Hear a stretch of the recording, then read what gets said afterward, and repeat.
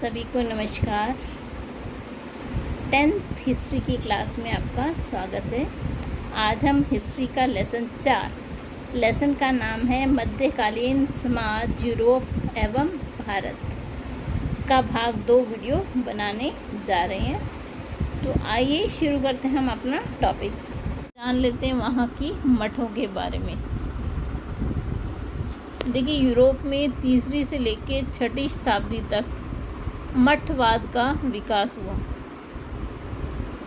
इनमें कौन लोग रहते थे? जो कि एकांतवासी हों, जो भिक्षु हों, जिन्होंने घर को छोड़ दिया हो, वो इन मठों में रह सकते थे। जो मठ थी उनके पास बहुत अधिक भूमि होती थी। वे सब आत्मनिर्भर थे। प्रत्येक मठ में अपना एक प्रार्थना कक्ष, खेत, बाग व खलियान होते थे। इनकी जीवन यात्रा व्यस्त रहती थी। आधी रात में उन्हें एक विशेष पूजा करनी होती थी, जिसकी सूचना मठ में बजने वाले बड़े घंटा देता था। पूजा करने के बाद पुनः वो लोग सो जाते थे और सुबह उठ के प्रार्थना में भाग लेते थे। तो इनमें क्या क्या काम होते थे देखिए। बाइबल की प्रतिलिपियाँ तैयार करना, जो वहाँ पे ज़मीन थी उसके बागों में काम करना, मछली पकड़ना, चमड़ा सुखाना, मूर्ति बनाना, रोटी सेकना जैसे काम वहाँ पर किए जाते थे। चलिए अब इससे आगे चलते हैं, हम अपना देखते हैं वहाँ पर स्त्रियों का जीवन कैसा था। देखिए, जो स्त्रियाँ हैं उन्हें वैभवपूर्ण जीवन मिला हुआ था। उन्हें सजने संवरने का बहुत अधिक शौक था और वहाँ की जो स्त्रियाँ थी विभिन्न प्रकार के खेल खेलने का उन्हें शौक था, जैसे कि घुड़सवारी करना, शिकार करना, शस्त्र चलाना, ये सब उनके शौक थे। उसके अलावा वो लोग अपने पशुओं की देखभाल करना, बगीचे और रसोई में अपना समय गुजारना, ये सब वहाँ की महिलाओं के कार्य थे। चलिए इससे आगे अब हम देखते हैं मनोरंजन के साधन। देखिए, किसी भी व्यक्ति के लिए मनोरंजन के साधन तो बहुत ही ज़रूरी हैं। तो क्या थे वहाँ के त्योहार, उत्सव जो मनाए जाते थे, वो उन लोगों के लिए मनोरंजन का साधन था। वह सब लोग इकट्ठे होना, मिलना जुलना, खेलना, हंसना, वो सब गतिविधियाँ होती थी। धनुष विद्या, संगीत, गीत, मछली पकड़ना, मेले, जादूगर का खेल, ये सब वहाँ के लोगों के लिए मनोरंजन का साधन थे। चलिए अब हम जान लेते हैं सामरिकता के बारे में। सामरिकता क्या थी? युद्ध जो था मध्यकालीन यूरोपीय जीवन का महत्वपूर्ण अंग था। मध्यकालीन यूरोप में योद्धा वर्ग के लोग नाइट कहलाते थे। इनका आधा जीवन युद्धों में और शेष आधा जो अपने जख्मों को ठीक करने में बीत जाता था। नाइट बनने के लिए लोगों को प्रशिक्षण दिया जाता था। देखिए, सामान्यतः प्रत्येक सामंत अपने पुत्र को यह प्रशिक्षण दिलवाता था। नाइट बनने वाले बालक को किसी नाइट की उपाधि प्राप्त करनी होती थी। सामंत के पास रह के घुड़सवारी, वीरता, शस्त्र चलाने का प्रशिक्षण उन्हें दिया जाता था और ये लोग वीर होते थे।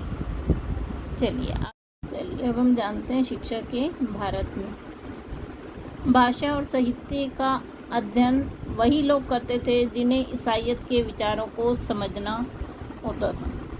शिक्षा में लोगों की रुचि कम थी। जो सामंत लोग थे वो पढ़ना अपनी शान के विरुद्ध समझते थे। शस्त्र विद्या का भी उन्हें कोई शौक नहीं था। जो प्राथमिक शिक्षा थी वो चर्च के हाथों में थी, चर्च और मठों के हाथों में थी। कुछ स्कूल ऐसे थे जो थोड़ी बहुत फीस लेके दूसरे बच्चों को भी एडमिशन दे देते थे। उच्च शिक्षा के लिए उन्हें पेरिस की यूनिवर्सिटीज़ में जाना पड़ता था। चलिए अब हम देख लेते हैं भारत। मध्यकालीन में भारत। देखिए, तुर्कों के आक्रमण के बाद मध्य एशिया से जीविका की तलाश में बड़ी संख्या में लोग आए। इन लोगों ने आकर ऐसे धर्म या पंथ यहाँ के मूल लोगों को बताया जो कि यहाँ के लोगों से भिन्न था। जो भारत की अर्थव्यवस्था है वो कृषि पर आधारित थी। तो चलिए अब हम सबसे पहले जानते हैं शासक वर्ग के बारे में।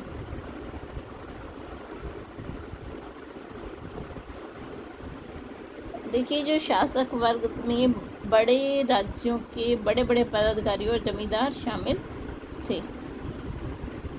बड़े राज्य के पदाधिकारियों की आय का साधन राज्य द्वारा निर्धारित होता था। या तो वे नकद में प्राप्त करते थे या किसी बड़े क्षेत्र की भूमि से कर एकत्रित करने का अधिकार उन लोगों को दे दिया जाता था। जिस क्षेत्र में भूमि कर का अधिकार उन्हें सौंपा जाता था वह क्षेत्र 13वीं से 15वीं सदी के बीच इक्ता कहलाता था। मतलब जहाँ से वो लोग टैक्स इकट्ठा करते थे वो इक्ता कहलाता था। 15वीं से 18वीं शताब्दी के बीच जागीर कहलाता था। चलिए अब हम देखते हैं मवासात क्या था। देखिए, मवासात क्या था।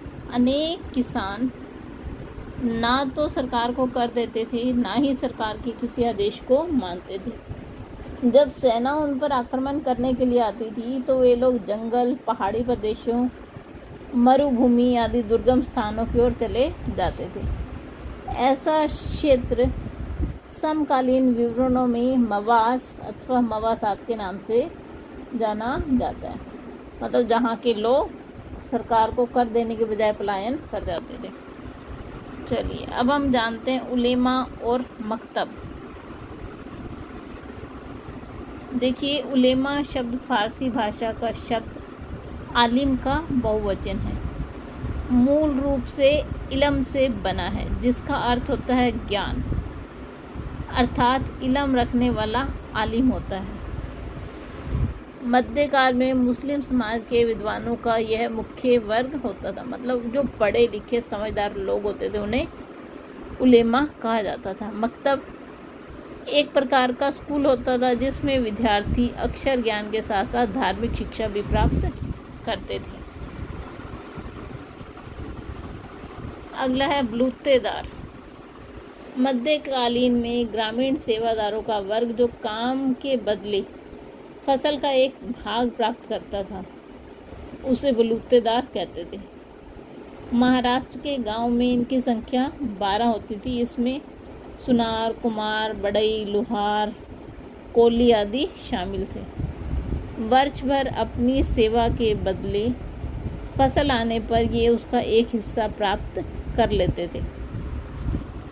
अगर आपको वीडियो पसंद आए तो लाइक ज़रूर कीजिए और चैनल को सब्सक्राइब ज़रूर कीजिए। आप सभी का बहुत बहुत धन्यवाद।